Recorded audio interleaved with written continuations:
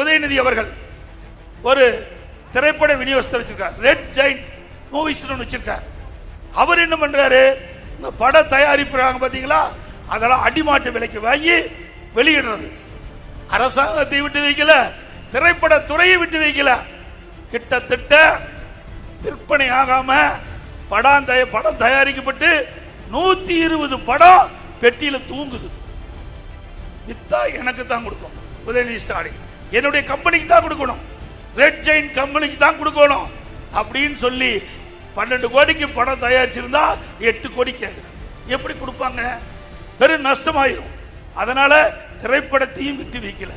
எதுலெல்லாம் கொள்ளையடிக்க முடியுமோ அதையெல்லாம் கண்டு கொள்ளையடிக்கின்ற கொள்ளை கூட்டம் திமுக அரசாங்கம் நேரத்தில் நினைவு கூற வேண்டும்.